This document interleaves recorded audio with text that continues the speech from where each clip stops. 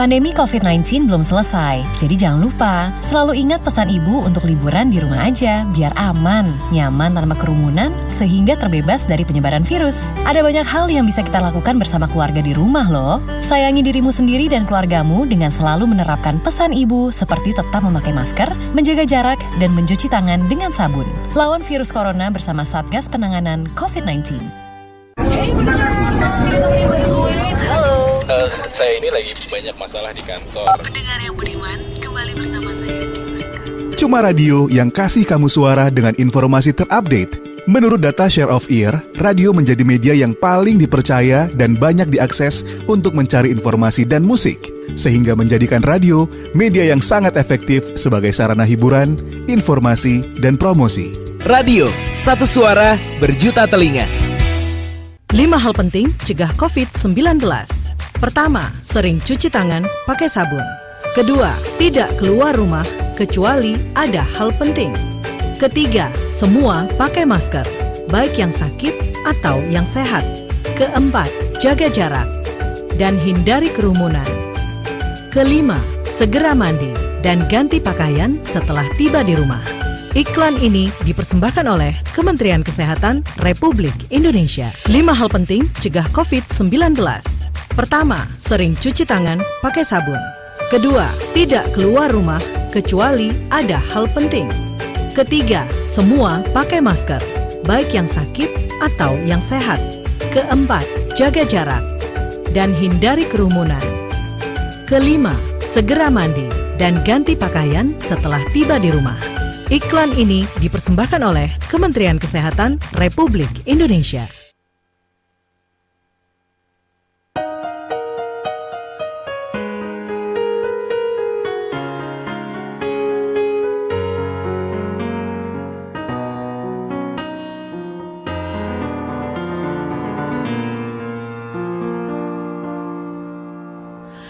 Hilalmu datang menerangi hariku yang terasa sunyi.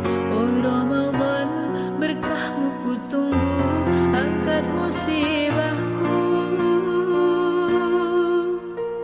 Halal hilal li'alya annana fi syahri Ramadan al-karim fa'abshiru. Haya fahal min mudakkirin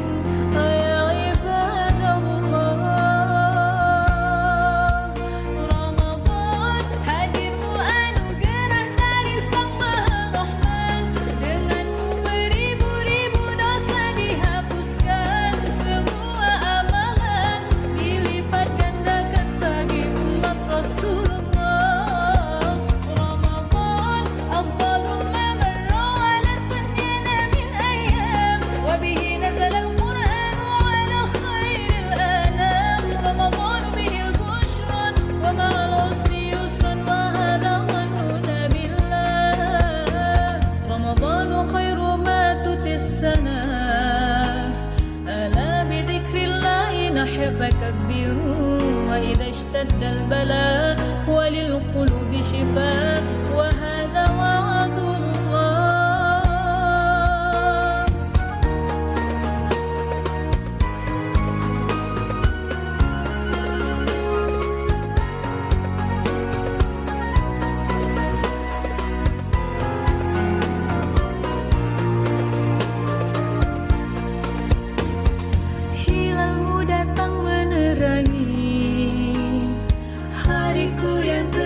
Sunyi, oh Ramadan, berkahmu ku tunggu, angkat musibahku. Halal hilal li'alya annana fi syahri Ramadan al-karim fa'abshiru. Haya fahal min mudakkirin ya ibadallah.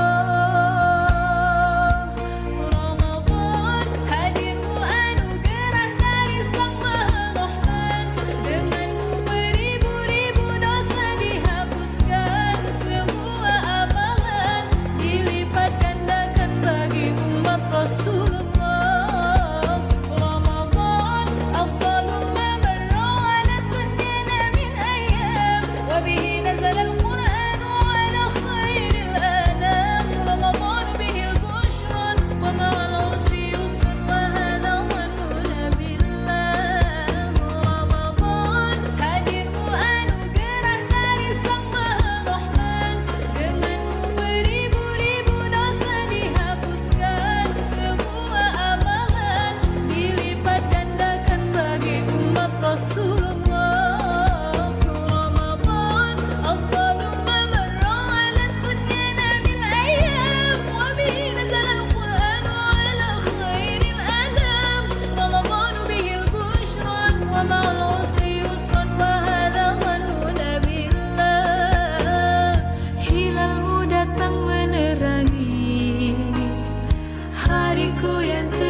sunyi. Ramadan berkahmu ku tunggu, angkat musibahku.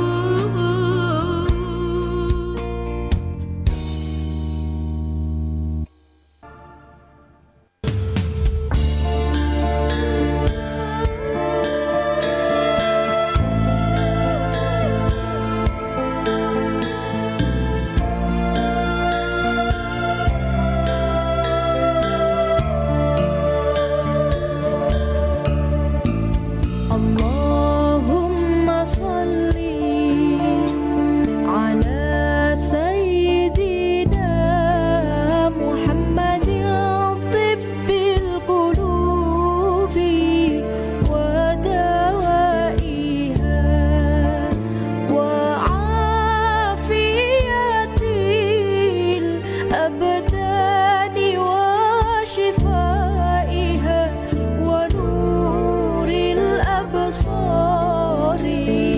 wa dhiyaiha wa ala alihi wa sahbihi wa sallim. Ingsun amamuji marang Kanjeng Nabi, nyuwun dhateng Gusti kedadi awali ngangge sholawat Nabi. Napa malih sakniki wabahe sampun dugi, mula monggo sedaya sholawate diutuni, supados nglindungi raga kaliyan ati. Allahumma sholli ala sayyidina Muhammadin tibbil qulubi wa dawaiha wa afiyatil abdani wa shifaiha wa nuril absari. Ya, selamat malam para pendengar Nongkrong Bareng. Kita jumpa lagi di acara Nongkrong Bareng bersama Kak Sam, Kak Novi, dan Mama Mia. Mia malam ini tidak sempat ya. Assalamualaikum warahmatullahi wabarakatuh semuanya. Kak Novi, selamat malam. Selamat malam Kak Sam, Assalamualaikum warahmatullahi wabarakatuh ya. Pendengar radio Nongkrong Bareng ya, acara radio untukmu semua dari kita, darimu untukmu oleh kita. Tadi Kak Sam milenial yang baik hati, tidak sombong dan rajin menabung sudah menyapa saya. Selamat malam Kak Sam ya, semoga sehat. Kemudian dari perbatasan kota Serang dan Jakarta saya saat ini berada. Kita ketemu di hari Rabu keempat bulan Juni, bulan 6 tahun 2022. Biasanya kalau Rabu keempat itu selalu ya hadir acara religius dari pengasuh ya, dengan pengasuhnya Pak Ustadz Haji Muhaimin. Siapa lagi kalau bukan Pak Ustadz Haji Muhaimin ya. Selamat bergabung yang di Makau, Taiwan, Korea, Arab Emirat, Banyuwangi, Wonosobo ya, seluruh yang ada di planet bumi. Saya langsung sapa saja Pak Ustadz Haji Muhaimin yang sudah berada di dalam ya. Assalamualaikum Pak Ustadz. Waalaikumsalam warahmatullahi wabarakatuh. Kak Novi ya. Sehat ya Pak? Alhamdulillah Kak Novi, Kak Sam, semuanya alhamdulillah. Saya dalam keadaan sehat dan mudah-mudahan Kak Novi dan semuanya saja, semua pendengar Nongkrong Bareng dalam keadaan ya. Saya mau kutip sebuah quotes atau kata bijak yang mengatakan, hiduplah seperti pohon kayu yang lebat buahnya, hidup di tepi jalan dan dilempari orang dengan batu, tetapi dibalas dengan buah. Nah, kata bijak ini disampaikan oleh Abu Bakar Shibli. Ya, Abu Bakar Shibli itu pernah dimimpikan oleh seorang sahabatnya ketika dia mendatangi Rasulullah Shallallahu Alaihi Wasallam, yang disambut oleh Rasulullah dengan memeluknya seraya mencium kening di antara kedua matanya. Ini dalam mimpi ya, dalam mimpi. Jadi Abu Bakar Shibli ini mengatakan, hiduplah seperti pohon kayu yang lebat buahnya, hidup di tepi jalan dan dilempari orang dengan batu supaya buahnya jatuh kali dibalas dengan buah. Ya. Itu yang kata bijak yang saya sampaikan. Ya, Pak Ustadz Haji Muhaimin sudah berada di antara kita. Yang mau berinteraksi nanti silakan lewat chatting. Dan ada beberapa poin yang malam ini akan saya bahas. Tapi sebelum masuk ke sana, udah ada di dalam itu Mbak Alfi. Ya, Mbak Alfi. Selamat malam. Assalamualaikum warahmatullahi wabarakatuh, Mbak Alfi. Selamat juga. Waalaikumsalam warahmatullahi wabarakatuh, Kak Novi. Mbak Alfi, itu teleponnya jangan terlalu ditangkap di handphone ya. Agak jauhan dikit, jadinya suaranya tuh enak didengar gitu, jadi nggak bungkem. Iya, baca. Nah, oke. Mungkin kita ngobrol sama Pak Haji ya. Pak Haji, apa kabar? Baik, Kak Sam. Alhamdulillah. Alhamdulillah sehat. Saya tuh seneng kalau dengar suara Pak Haji. Ya nggak? Selalu semangat.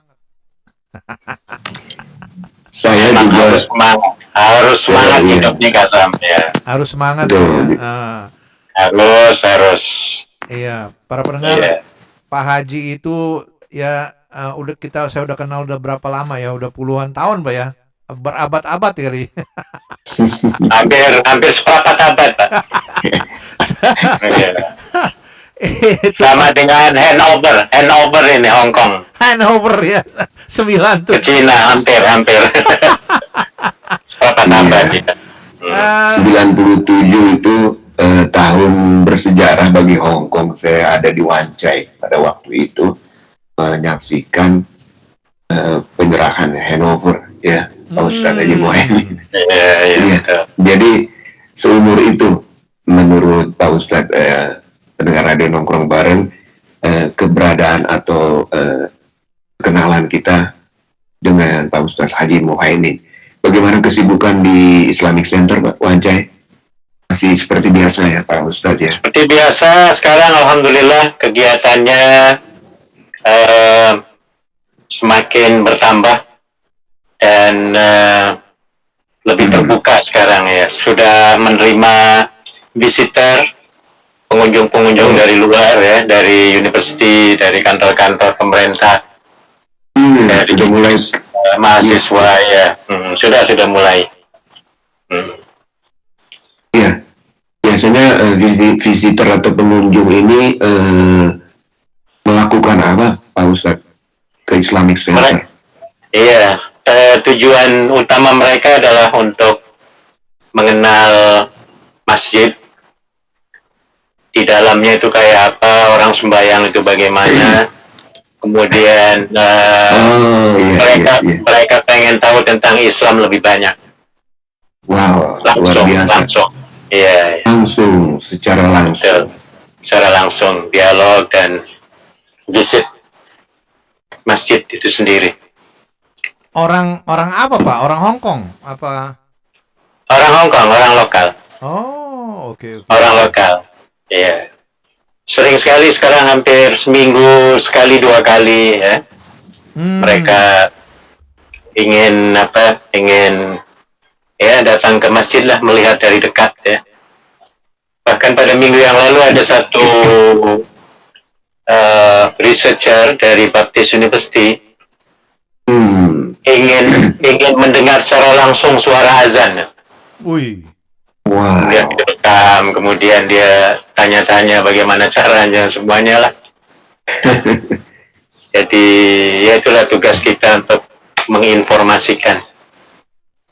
Ya, betul Pak Ustadz. Jadi memberikan informasi dan mungkin ada unsur edukasinya dari pihak mereka di dalam rangka tugas untuk mempelajari atau mengetahui lebih banyak tentang bagaimana Islam ya yang sebenarnya. Tadi kata Pak Ustadz itu azan pada waktu siang, Pak, zuhur ya. Iya, betul. Iya. Ya, jadi lumayan setelah pandemi ini mengendor, artinya berkurang ya, kemudian semuanya perlahan-lahan tapi mulai normal, banyak tempat ibadah yang sudah berfungsi ya. Kalau di Indonesia Pak Ustadz sudah hampir 90%, sudah hampir ya 90% sudah normal, artinya sholat berjamaahnya sampai pengajian ataupun pengajian rutin ya di lokal begitu sudah normal, Pak Ustadz. Alhamdulillah ya, sudah merapat ya. Dirinya sudah merapat. Kalau di Hongkong masih belum, Pak. Sebenarnya masih ada larangan untuk Sabtu itu sebagai spasi ya, sebagai jarak satu orang gitu. Cuma anak kecil suka nyetir. Iya, bicara mengenai anak kecil di tanggal 19 lalu, kalau secara internasional itu dirayakan sebagai Hari Ayah, Pak Ustadz. Yang saya mau masuk ke sini adalah peran ayah di dalam Islam. Kalau saya mengingat ayah saya itu sudah almarhum ya, itu orangnya masih suka bercanda ya, agak jahil. Karena saya takut air kan waktu kecil. Nah itu saya suka dibawa ke kolam renang terus dicelupin walaupun nggak dalam, terus diangkat lagi. Itu saya ingat ya, dibenemin gitu. Terus saya juga takut dengan yang namanya fobia ketinggian tuh. Jadi kalau kita naik kincir angin jangan itu sampai atas berhenti, wah ada goyang-goyang, dia goyang-goyang. Nah itu yang pertama Pak Ustadz ya, peran ayah dalam Islam.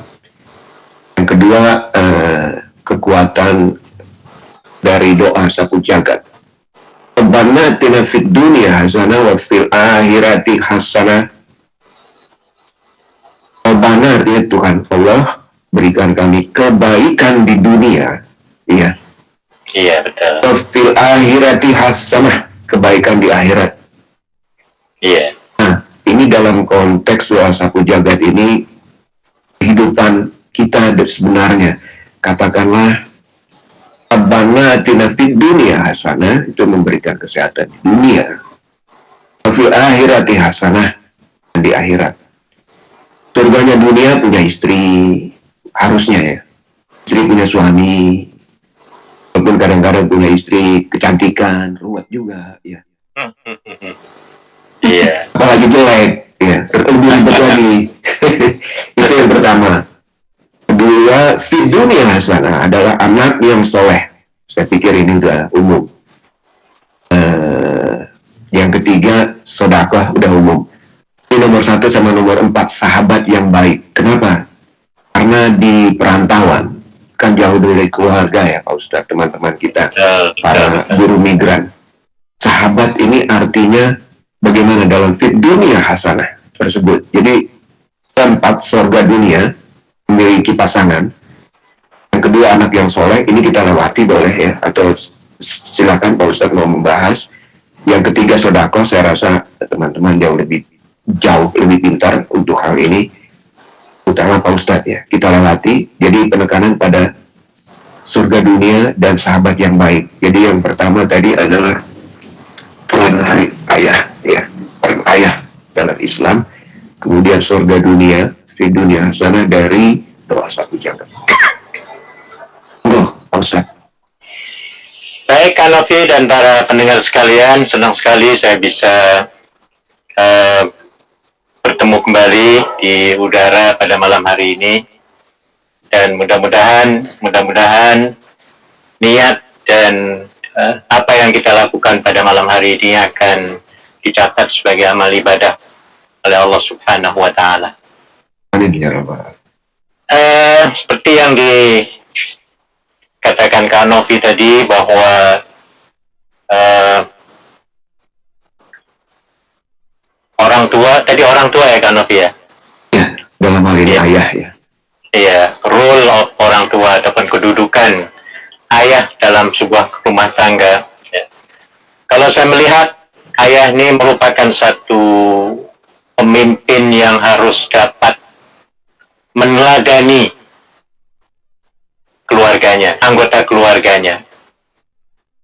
Jadi yang dimaksud dengan pemimpin di sini adalah bagaimana seorang ayah dapat membimbing anak-anaknya, istrinya, ya, dengan cara, kalau saya bisa sebut, through good example ataupun melalui uswatun hasanah. Ini yang paling penting, ya. Uswatun hasanah, contoh ya. Iya, sebagai suri tauladan yang baik. Iya. Jadi seorang ayah harus sanggup memberikan suri tauladan yang baik. Tentunya harus memiliki sifat-sifat yang terpuji, ya. Sifat-sifat yang terpuji ini banyak sekali yang dikatakan oleh Nabi Shallallahu Alaihi Wasallam, ya. Di antaranya kalau dia berbicara harus dengan cara tensoplas, ya. Tensoplas itu singkatan kan, Novi? Dengan tenang. Kalau bicara harus tenang, sopan, harus lembut bicaranya, dengan siapapun lah dalam anggota keluarga. Jangan boleh atau tidak ada istilah marah, itu nggak ada, ya, kepada anak maupun istri. Jadi berbicara harus mengademkan, ya, ataupun mendamaikan hati anggota keluarga. Apalagi pada seorang anak. Anak itu kalau pernah dimarahi oleh orang tuanya di waktu kecil, dia akan selalu ingat sampai tua, Kak Novi. Kak Novi aja masih ingat ya, tadi dijebulin, kan itu kan? Itu akan ingat terus itu. Akan Kasen juga tuh. Betul itu. Ya, maka jangan sekali-kali memarahi anak, jangan sekali-kali, ya. Yang paling bagus adalah mengarahkan, ya, membimbing, memberitahu. Itu yang paling bagus. Jadi tidak ada istilah marah ataupun kamus marah dalam mendidik anak, itu tidak ada, sama sekali tidak ada, ya. Sopan, ya. Iya, tenang, sopan, fasih dalam berbicara, ya. Kemudian lembut dan santun. Nah, yang dikatakan santun ini perlu juga. Seorang pemimpin keluarga itu harus bersifat santun, yang artinya dia harus mengetahui kondisi anggota keluarganya. Jadi walaupun seorang ayah itu tidak dimintai oleh anaknya, tapi dia tahu keperluan anak tuh, Kak Novi, ya. Dia tahu dan dia akan siapkan gitu. Jangan sampai diminta oleh anaknya, minta sesuatu. Jadi dia sudah tahu duluan. Nah, itu yang disebut santun adalah memberi tanpa diminta, itu yang paling baik. Sifat penyantun adalah sifat ataupun gerakan, aksi yang memberi tanpa diminta. Wah, ini luar biasa ini, luar biasa. Saya contohnya kalau waktu kecil ya, saya sedikit masuk Pak Ustadz, santun, ya, pemberian tanpa diminta. Ketika saya selalu diajak ke Istiqlal, masih kecil, itu saya lihat, wah ini gedung luar, bukan main ini gitu ya, namanya anak kecil kan, selap-selip sana sini, tapi selalu ditarik oleh almarhum ayah saya. Dan ketika bubar kita sholat Jumat dari Istiqlal itu, jalannya macet Pak Ustadz, di kanan orang dagang jajanan.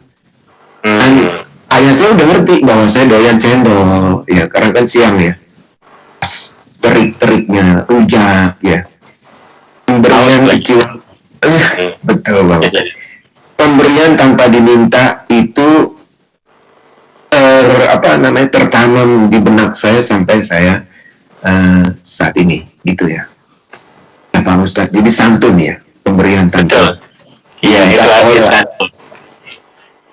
oleh orang tua, ya. Iya, jadi ini harus dipraktekkan. Kita harus tahu tentang kondisi anak kita, ya, ataupun istri kita lah. Jadi jangan sampai mereka sudah bokeh kita baru kasih, mereka minta baru kita kasih, itu jangan seperti itu, ya. Jadi kita harus memahami betul kondisi mereka. Istri kadang-kadang ruwet Pak Ustadz, ruwet. kita kasih ya kan cukup sebulan, wah ini mana cukup minyak goreng naik nih, ini lu duduk aja sih, lu cari duit lah. Namanya istri gigi udah nggak ada, susah juga lah Ustaz kalau. Tapi itu ya. Jadi seorang suami adalah pemimpin dalam banyak hal Pak Ustaz ya. Dan Tensoplast tadi dibangun. Iya, ada lagi Pak Ustaz, silakan lanjut. Iya, kemudian seorang ayah juga sebagai guru ya. Jadi sangat penting sekali, ayah ini merupakan guru pertama kepada anak-anaknya ya. Dan oleh sebab itu satu kesempatan tentunya untuk selalu memberikan bimbingan, pendidikan seawal mungkin ya. Apapun yang terbaik kita harus diajarkan kepada anak-anak kita ya. Terutama masalah-masalah akhlak ya. Masalah makan minum, makan harus baca bismillah ya, dengan kondisi duduk dengan tangan kanan. Pokoknya masalah-masalah yang akhlak mulia lah ya. Ya, itu insya Allah akan tertanam itu ya, akan tertanam sampai dia dewasa. Iya. Baik, begitu terima Pak kasih. Iya, tentang Terima kasih kedudukan ayah ya. Walaupun kadang-kadang ibu itu yang melahirkan, menyusui ya, kandung menyusui, kemudian memberikan pelajaran ini jalan ya, sampai kita bisa berjalan, kemudian itu adanya di peran ibu, tapi peran ayah di sini ternyata luar biasa. Mbak Alfi mungkin ada yang mau berinteraksi mengenai konteks ini ke Pak Ustadz Haji Muhaimin. Oh iya, Assalamualaikum Pak Haji. Begini ya Pak, ini biar saya plong gitu ya Pak. Anak saya kan kecil, umur ya belum ada 9 tahun gitu ya. Emang dari kecil tanpa nafkah dari seorang ayah. Terus begini loh Pak, anak saya itu kan bapaknya sama sekali tidak pernah yang namanya jenguk, walaupun rumahnya dekat tuh sama sekali itu tidak pernah yang namanya nanyain, tidak pernah yang namanya komunikasi, sama sekali tidak ada. Dan itu hukumnya bagaimana Pak? Iya. Udah begitu Pak. Bahkan begini Pak, justru yang bikin saya kecewa itu Pak, dia itu sudah memisahkan kakak saya begitu aja tanpa sepengetahuan saya. Memisahkan apa maksudnya? Kartu keluarga. Memisahkan kartu keluarga. Oh begitu.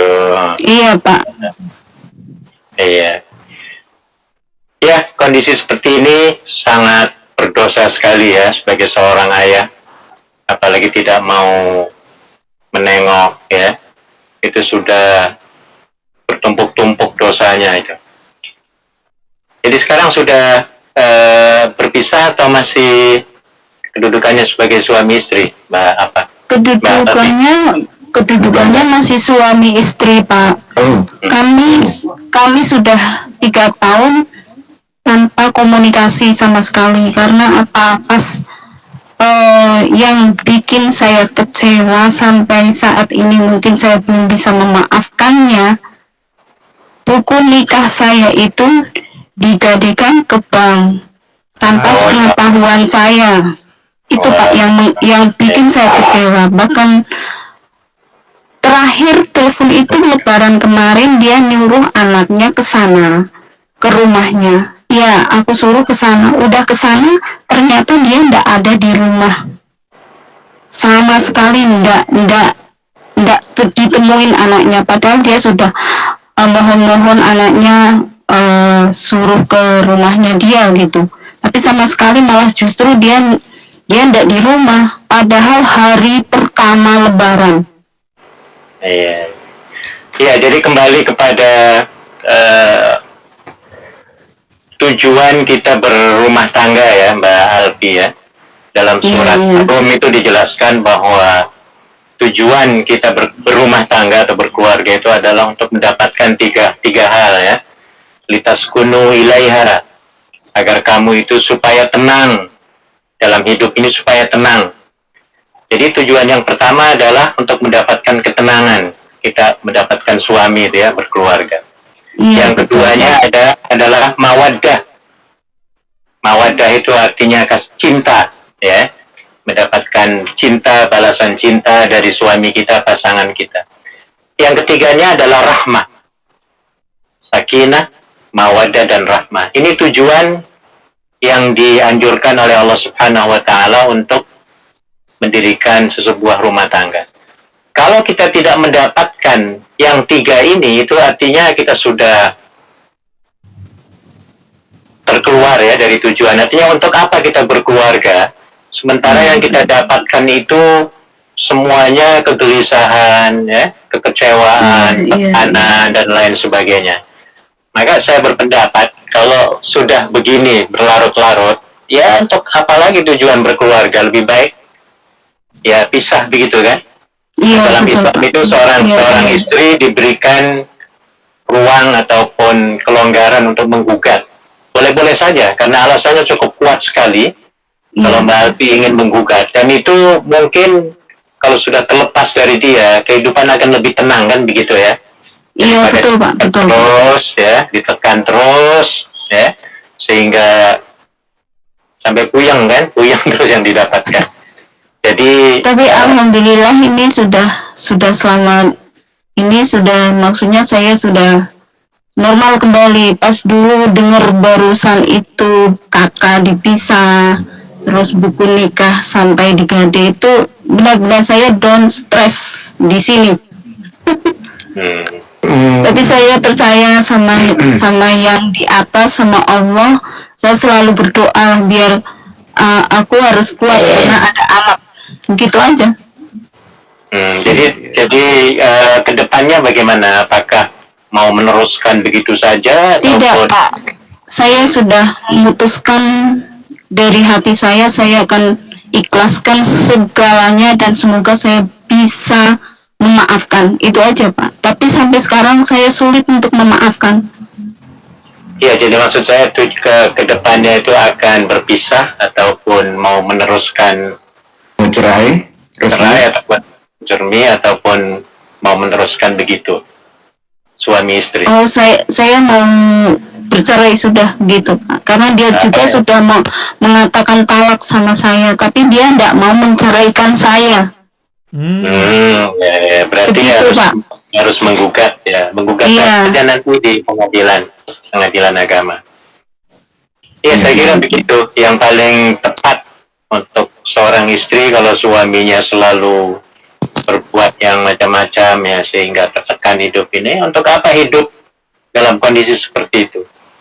Ya. Iya Pak. Ini insya Allah dibolehkan. Ustaz, walaupun ada anak ya, jadi enggak bahagia nanti anaknya tumbuh kembangnya juga ya baik ya Pak Ustaz ya. Iya, tergantung pada sikap kita sendirilah kalau iya. Surat nikah digadai, siapa yang mau ya Allah. Laku apa kan Novi? Saya juga bingung. Iya, surat nikah saya pun kaget, baru sekali ini saya dengar gitu. Tapi yang kualami seperti itu kenyataan, saya pun heran. Itu saya tahu dari tetanggaku ngomong ke ibuku telepon ke aku begitu. Jadi aku kaget. Iya, sampai begitunya ya. Jadi padahal saya sebelumnya saya juga biasa tiap bulan ya kirim uang rutin. Ke mana? Ya ke suami, kan dulu kan masih sama anak. Terus setelah aku tahu seperti itu, akhirnya aku stop kirim uang. Ya, saran apa supaya nggak stres Pak Ustadz untuk walaupun udah survive, sekarang sudah bisa bangkit ya. Iya, sudah bisa bangkit karena ya alhamdulillah di sini ibadah bebas, puasa bebas. Jadi ya begitu ku sarankan, sering dengerin pengajian, jadi akhirnya ya begitu loh Pak.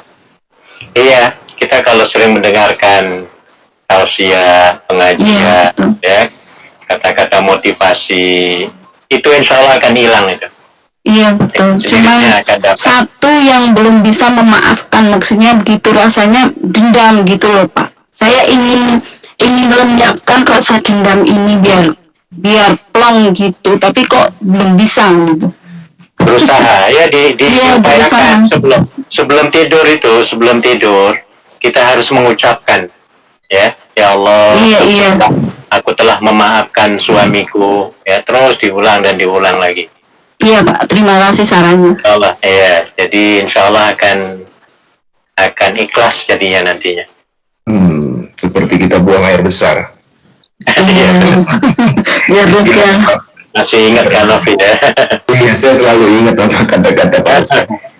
Ya, Alfi, semoga apa yang dikatakan Pak Ustadz bisa dilaksanakan. Kalau memang mau cerai, kemudian memaafkan itu pada sebelum tidur kita berdoa ya. Ada lagi yang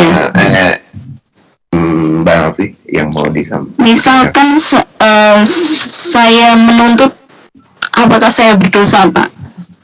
Menuntut apa itu? Maksudnya menggugat. Oh, diperbolehkan. Diperbolehkan kan Pak? Iya, yang menentukan kan nanti pengadilan, ya. Oh iya. Jadi, setelah ada interview, kenapa kamu mau minta cerai, kan nanti Mbak Alfi memberikan jawaban-jawaban yang kuat, ya. Iya. Tapi saya kira kejadian-kejadian yang menimpa Mbak Alfi ini merupakan bukti yang kuat dan dapat mendukung untuk penggugatan itu, kalau menurut saya ya. Iya. Jadi di departemen pengadilan agama nanti Mbak Alfi masuk, ini pengalaman pribadi, masuk ke formulir pendaftaran, nanti diisi itu alasannya, katakanlah tidak diberi nafkah selama 3 tahun, selingkuh dan macam-macam ya. Iya. Nanti di situ dikasih surat untuk ketemu panitera. Panitera itu pencatat pada waktu kita sidang. Ditentukan hari apa sidangnya, tapi kasusnya dipelajari dulu betul atau tidak. Ya. Jadi kadang-kadang suami dikirimi surat nanti untuk diundang, ya, dipertemukan. Itu kalau bisa tidak berpisah. Kalau bisa ya, di pengadilan agama ada penasehat di situ. Kalau bisa tidak berpisah, tapi kalaupun sudah terlalu berat, nanti akan diadili gitu. Di ruang pengadilan baru ambil keputusan. Walaupun kadang-kadang suami yang dikirimi surat itu udah nggak mau muncul biasanya. Itu lebih gampang, lebih enak untuk ahli. Jadi dia nggak muncul, sidang langsung sampein aja, ketok palu, terbitlah surat akte cerai. Gitu ya. Itu berdasarkan pengalaman. Pengalaman pribadi. Enggak, Jadi aku harus sekolah dulu yang sudah berpengalaman tentang pengadilan agama. Saya nganter teman sebenarnya, ya. Jadi saya nganter teman. Isinya pengadilan agama orang berantem semua. Yang berantem suami dan istri, ya. Panitera, saya suka ngajak kopi. Kita ngopi dulu Pak. Panitera, kawan saya Kak Sen itu panitera ya, pencatat pada waktu sidang. Itu dari situ saya banyak masukan ya. Jadi kebanyakan ya. Tapi banyak juga yang begitu bubar jadi janda di depan ketemu jodoh. Aduh. Sebenarnya kan dari dulu sudah bermasalah begitu ya, suami saya, tapi saya bertahan demi anak gitu kan. Selalu ku maafkan, tapi selalu diulang-ulang. Jadi ini yang sudah mentok, terakhir kali saya sudah tidak bisa bersatu lagi gitu aja. Iya, sudah tawakal, bismillah, kemudian gugat begitu. Iya, nanti kalau mau mencari lagi yang lain harus dipelajari, kan ada 4 karakter kata Nabi itu kalau mau milih suami atau milih istri. Ya, silakan Pak Ustadz. Yang pertama adalah 5 liha karena hartanya. Cari suami yang kaya, gitu ya. Cari yang kaya, kalau bisa ngalahin siapa itu kan Novi? Dari Amerika. Elon Musk. Tesla ya. Iya, atau ngalahin George Soros lah. Nah, cari yang kaya. cari di Magelang, di Medan, di mana-mana, nggak ketemu-temu. Misalnya, karena kitanya juga keadaannya pas-pasan ya. Iya, betul. Akhirnya cari yang li jamaliha, kegantengannya. Cari yang ganteng kayak artis Bollywood, Korea itu ya. Udah cari-cari ke sana kemari nggak dapat juga karena kitanya hidungnya kurang mancung mungkin ya. Betul. Makanya kata Nabi, kalau gitu cari nasabnya, keturunan yang baik-baik ya. Walaupun bobot ya. Betul ya. Walaupun dia bukan keturunan jenderal, bukan keturunan menteri, presiden, cari keturunan orang yang baik-baik, yang amanah ya, jujur, tanggung jawab. Walaupun dia petani ya, tapi petani yang tanggung jawab, yang amanah ya, yang jujur dan lain sebagainya. Kalau yang itu juga nggak ada, susah nyari zaman sekarang ya, tiga-tiganya. Maka Nabi pesan cari yang agamanya baik, yang mempraktekkan agama. Ya, yang untuk akhiratnya agama. Iya, pokoknya kalau mempraktekkan agama itu, walaupun orangnya nggak kaya, nggak ganteng, ya keturunannya juga biasa-biasa saja, tapi kalau suaminya tanggung jawab, ya mempraktekkan ajaran agamanya itu, pasti dia akan sayang istri, anak-anak dan bertanggung jawab. Apalagi kalau sudah misalnya agamanya bagus, mempraktekkan ajaran agamanya, ditambah dengan ganteng, ditambah lagi dengan kaya, nasab keturunannya bagus-bagus, wah itu surga dunia. Nah. Saya itu apa yang dikatakan Pak Ustadz benar Mbak Alfi. Jadi terbalik ya. Saya mencari wanita yang cantik, kaya, ibadahnya bagus, kemudian apalagi tadi satu itu, saya ketemu orang bibit bebet bobotnya ya. Saya ketemu, wow, udah saya senang banget. Cuma perempuannya nggak mau sama saya. Ya. Kasihan deh lu. Tadi di awal saya bilang kalau kita itu di dunia hasanah, ya surga dunia itu punya pasangan, punya istri yang cantik, cantik banget juga ruwet ya. Kalau nggak cantik juga kita ribet ya. Tapi yang sedang-sedang saja, sakinah, marwadah, warohmah itu adalah satu pegangan ya Pak Ustadz ya. Betul. Kalau mencari pasangan ya. Baik, kalau begitu itu aja Mbak Alfi. Ya, terima kasih semuanya, Bapak Haji, terus Kak Sam sama Kak Novi. Selamat malam. Ya, selamat malam. Assalamualaikum warahmatullahi wabarakatuh. Assalamualaikum warahmatullahi wabarakatuh. Oke, Mbak. Saya sudah ya, saya pamit. Yuk. Baik, Mbak Alfi ya. Ya, terima kasih pemasukannya. Ya, sama-sama. Ya, assalamualaikum. Ya, begitu. Ya, kisah dunia persilatan Pak Ustadz. Iya, namanya hidup ya. Dan up and down. Suaminya sampai begitu sekali ya, padahal tinggalnya tidak jauh ya. Satu kampung ya. Mending satu. Ya itu kadang-kadang orang mau berkeluarga itu tidak melihat ilmu kekeluargaannya dulu, ilmu rumah tangganya itu nggak dipelajari dulu, Kak Novi, Kak Sam ya. Kalau di Malaysia Kak Sam, sebelum kita akan nikah kawin, itu ada kursus namanya kursus pranikah 3 bulan. 3 bulan harus wajib itu, kalau nggak dapat sertifikat itu nggak bisa kawin itu. Nah, jadi harus diikuti. Diajarin apa aja Pak? Ya, ilmu rumah tangga lah. Hak-hak istri kepada suami kepada istri ya. Bagaimana mendidik anak, hak anak kepada, pokoknya begitulah ya. Tanggung jawaban ya. Tanggung jawab iya, pendidikan dan lain sebagainya, mengontrol emosi, mengontrol manajemen marah dan lain sebagainya. Iya, manajemen marah itu susah, Pak Ustadz. Ada orang pulang kerja habis lembur dari luar kota pulang, minta dibikinin teh anget, istri buang muka malah. Iya. Lu kemana aja? Tanya. 3 hari kan saya udah WhatsApp, saya mau di acara di Mega Mendung Puncak situ 3 hari. Iya, Istri ini udah bikin sendiri tuh ya, padahal rumah mewah diberikan oleh keringat suami, mobil mewah kalaupun yang punya ya, tuh yang cari itu suami. Tapi kalau dicontohkan dari istri Rasulullah, justru sebaliknya ya, begitu Rasulullah mendapatkan wahyu dari Allah itu datang kedinginan malah diselimutin ya, seperti itu ya. Iya, harusnya begitu. Ya, jadi sikap dari istri itu juga menentukan sebuah rumah tangga. Kita pindah pembicaraan ke tadi Rabbana Atina. Oke, ini mengenai yang pertama surga dunia sudah ya, saya kira udah selesai itu ya Pak Ustaz, udah nyambung lah tadi. Kemudian anak juga tadi sudah diberikan penjelasan, pencerahan cara sisi agama ya, secara religius, mendidik anak.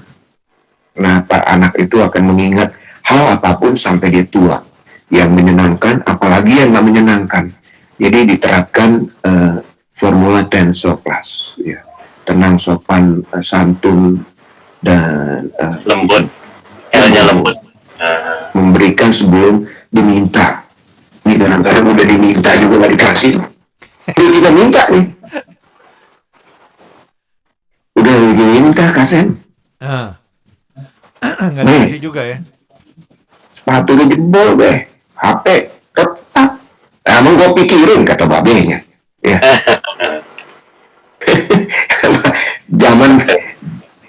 Zaman begini susah kadang-kadang untuk itu. Ya, poin keempat dari dunia Hasanah adalah sahabat yang baik ketika susah dan senang. Dengar radio nongkrong bareng berada di perantauan Pak Ustadz ya. Jadi mereka ngumpul nih sekelompok teman-teman. Kalau ajak makan di tempat, kalau ajak jalan-jalan tuh teman, saya pikir ketemu ya. Tapi pada waktu mereka susah kadang-kadang bagaimana curhat. Nah dalam dunia Hasanah sahabat yang baik ini bagaimana Pak Ustadz? Iya baik, sebelum itu saya ingin menerangkan tentang doa tadi ya, doa sapu jagat. Jadi dengan mengucapkan Rabbana Atina tadi, ya Allah anugerahkanlah kepada kami di dunia ini akan kebahagiaan, kesenangan, kedamaian, keindahan dan lain sebagainya. Itu disebut sebagai hasanah Kak Novi ya. Dan di akhirat juga demikian. Ini artinya agama Islam itu mengejarkan keseimbangan. Jadi di dunia ini juga kita harus bahagia, di akhirat apalagi. Nah, bagaimana supaya di dunia ini kita bahagia? Ya tadi caranya bermacam-macam lah, ya. Harus kerja keras termasuk itu, ya. Cara untuk mendapatkan hasanah di dunia ini, ya. Kerja keras, kerja cerdas, kerja ikhlas. Insya Allah kita akan mendapatkan kebahagiaan. Ya, kalau teman-teman kerjanya ada 3 AS di Hong Kong ini, insya Allah akan berhasil Kak Novi. Ya, kerjanya keras, cerdas, dan ikhlas. Nah, insya Allah itu akan mendapatkan kebahagiaan. Tidak apa kita kerja pontang-panting mobat mabit, ya, banting tulang sampai kekurangan tidur misalnya, ya. Tapi satu hari nanti kita akan bisa senyum Kak Novi. Kita akan bisa menjadi raja sehari misalnya. Maksud saya di sini adalah misalnya kita ke restoran habis gajian gitu kan, kita akan dilayani maksudnya begitu. Itu one day kita akan bisa senyum, ya.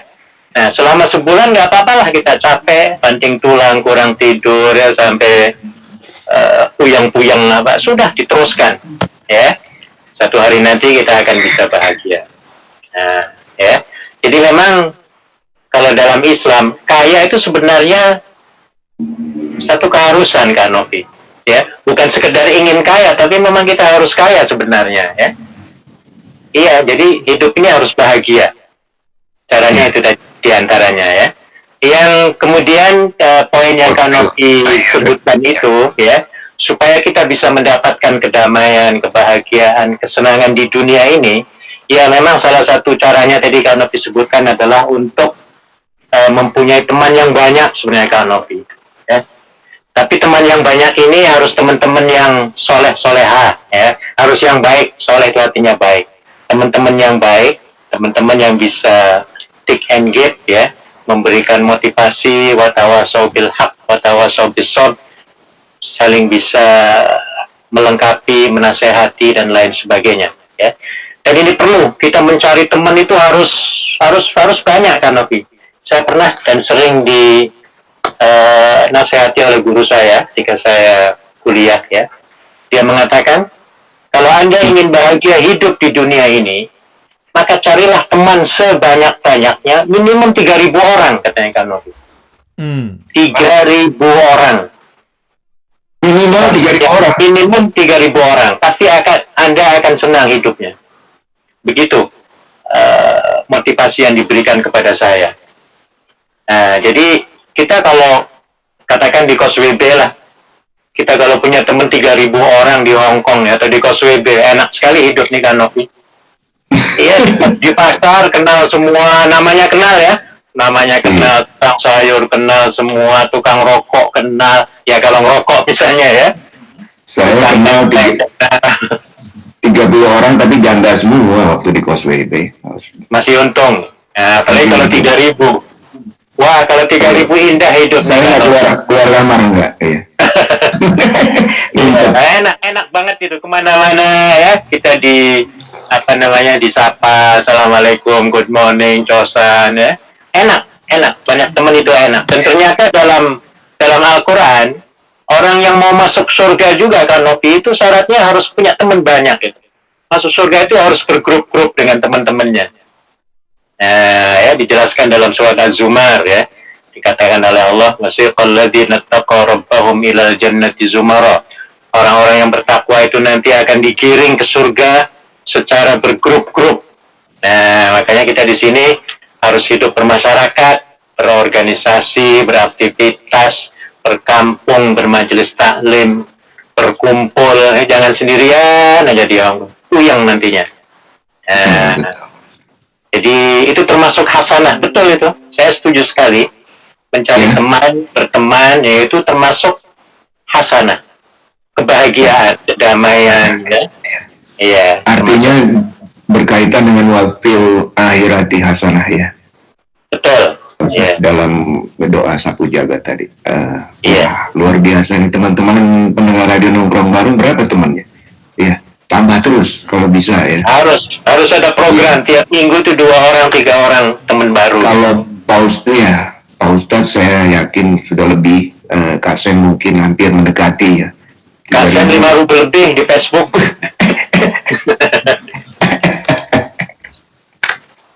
Aduh, iya, oke. Terima kasih Pak Ustadz ya. Jadi kita sudah bahas sedikit banyak mengenai doa sapu jagat. Mudah-mudahan manfaat. Dan mengenai beberapa hari lagi kita masuk Idul Adha ya. Enggak berapa hari lagi sih, masih tanggal 9 ya. Jatuhnya 10 Zulhijjah. Ya, Pak Ustadz. Iya. Artinya kalau kita bicara anak, Nabi Ibrahim itu ayahnya seorang penyembah berhala. Iya, betul. Tapi anaknya Nabi. Betul. Sementara ayahnya Nabi Nuh itu anaknya yang mengkhianat sikan anak itu gitu ya. Nah, berkaitan dengan hari raya Idul Adha ini kurban ya. Apa sih kegiatan di Hong Kong biasanya Pak Ustadz? Menjelang masih ada waktu lah. Iya, untuk sementara ini untuk jadwal ataupun penentuan ya, kita belum ada penentuan kapan sholat Idul Adha, masih belum diumumkan secara resmi. Ya. Tetapi masalah kegiatan pengumpulan dana korban ini sudah hampir 1 bulan kita jalankan ya, dan tidak sekedar di kantor kami saja, teman-teman organisasi semua juga beraktivitas membantu mengumpulkan penyembelihan hewan kurban ya, untuk dikirim ke tanah air. Jadi bentuk dana, iya, bentuk dana itu hampir setiap organisasi mereka mencari, membantu teman-teman lah yang ingin menyalurkan dana untuk ibadah kurban. Oke, Begitu. baik. Ya. Jadi luar biasa memang, entah di pelosok manapun Anda saat ini bekerja atau sedang melakukan satu usaha dalam hidup Anda, perjalanan hidup Anda, untuk episode hidup Anda, itu bahwa ada ibadah-ibadah yang kita bisa lakukan ya Pak Ustadz, dalam hal ini sedekah ya tadi di nomor 3 dari doa sapu jagat. Baik Pak Ustadz, apa yang mau disampaikan, atau kita ada renungan sesuatu yang ingin disampaikan Pak Ustadz pada pertemuan kita yang luar biasa ini? Saya pikir begini, dalam hidup ini kalau kita bisa bersyukur ya dalam satu hal aja, itu akan membuang rasa seperti Mbak Alfi tadi, sama rasa kesel, diganti dengan rasa bersyukur bahwa Anda saat ini sehat, bahwa Anda saat ini punya majikan yang baik, Anda bekerja, anak-anak sehat. Rasa syukur setiap hari ya Pak Ustadz. Betul. Bisa mengusir frustrasi, depresi, mau bunuh diri, stres dan lain sebagainya. Dengan satu aja kita bersyukur ya. Itu mungkin ya Pak Ustadz, silakan apa yang mau kita. Baik, Kak Novi dan para pendengar sekalian, saya teringat dengan hadis Nabi Shallallahu Alaihi Wasallam. Ya, beliau juga mengingatkan ya kepada kita semuanya. Beliau mengatakan kalau Anda ingin menjadi orang yang bahagia, maka hendaklah Anda itu sering-sering melihat kepada orang yang standar ekonominya, keduniaannya di bawah Anda. Jangan sering-sering melihat ke atas, nanti akan merana. Nah, jadi untuk menjadi orang yang ahli syukur, tadi Kak Novi katakan tadi ya, itu kita harus sering-sering melihat kepada kondisi teman-teman kita, saudara-saudara kita yang secara ekonominya atau secara fisiknya ya, itu orangnya lebih rendah daripada kita. Contoh masalah pekerjaan misalnya, ataupun gajian lah Kak Novi. Gajian kita itu kan paling kecil di Hong Kong nih, untuk teman-teman di rumah tangga ya, paling kecil itu. Sudah kerjanya keras ya, bukan tidur. Gajinya paling kecil dibandingkan dengan teman-teman orang-orang Hong Kong yang lainnya. Yang orang Hong Kong itu nggak akan mau itu kerja seperti itu dan gajinya seperti itu. Nah, tapi kalau kita melihatnya kepada teman-teman kita di tanah air, ataupun di Afrika sana, ataupun di Timur Tengah yang lagi perang misalnya ya, betapa banyak teman-teman kita yang pada hari ini nggak ada kerjaan ya Kak Novi, susah mencari pekerjaan, ngelamar ke sana kemari nggak diterima. Kemudian ketika dapat kerjaan juga gajinya kecil ya, profesor aja itu gajinya cuma berapa, minta maaf ini ya, kalah dibandingkan dengan kita. Jadi kalau kita melihat seperti itu ya, maka sebenarnya kalau kita berada di atas ratusan juta manusia lainnya. Maka kita harus bersyukur kepada Allah Subhanahu wa Ta'ala ya, masih ada kerjaan ya, di sini rumahnya gratis, makan gratis, minum gratis, obat-obatan gratis, air gratis, listrik gratis, semuanya serba gratis. Menerima gaji utuh, coba bayangkan ya. Jadi walaupun takaran, ukuran menurut ya orang-orang Hong Kong itu kecil sekali, tapi bagi kita yang selalu bersyukur, itu ternyata lebih tinggi daripada ratusan juta manusia lainnya. Tapi kalau kita sering misalnya melihatnya itu mendongak ke atas, ya, lifestyle-nya itu ngikutin majikan, apalagi misalnya ngikutin bintang film, ya, yang contohnya misalnya Kak Novi, mau ngopi itu harus ke Starbucks, nggak mau di warteg kopi. Wah, 40.000 ya. Iya, $48 sekarang Starbucks. Maunya di situ, di warteg nggak mau dia, mati kita. Iya. Beli baju nggak mau di bazar, maunya di mall, habis mati kita. Apalagi kalau kita ke rumah sakit ya, saya Pak Ustadz beberapa kali mengantar saudara ke rumah sakit, kita itu harus banyak bersyukur. Banyak yang terkapar, cuci darah, ya, sakit ginjal, kena liver, Betul. macam-macam Ada yang kepalanya pecah. Iya, tabrakan motor, ya. Betul. Jadi kemudian yang di penjara, ya. Selamat malam untuk sahabat-sahabat kita yang ada di Lowu. Juga ada beberapa sahabat kita yang kurang mengujur, ya, kurang berhasil beruntung, sedang di penjara. Semoga semua tetap sehat. Kebebasan, ya, kebebasan ini nggak bisa dibeli. Betul. Kita akan menyadari nikmat kebebasan. Gitu kan. Oke. Luar biasa pertemuan kita malam ini, Pak Ustadz Hadi Muhaimin. Sampai ketemu lagi bulan depan. Semoga manfaat semua, ya. Amin. Baik, kalau begitu Pak Ustadz Haji Muhaimin, wassalamualaikum warahmatullahi wabarakatuh, Pak Ustadz. Waalaikumsalam warahmatullahi wabarakatuh. Oke. Baik. Terima kasih Pak. Nah, ya Kak Novi. Iya. Kita udah di penghujung Kita closing, ya. Iya. Waktu yang mempertemukan, waktu jualan yang memisahkan. Dimanapun ada pertemuan, di situ ada perpisahan, ya. Bersama jarak aku mengenal rindu, bersama waktu aku menanti jumpa, bersama radio nongkrong bareng kamu mengerti arti cinta. Cinta antara sahabat di rantau dimanapun berada. Wassalamualaikum warahmatullahi wabarakatuh. Bye. Bye, sampai jumpa hari Sabtu. Thank you.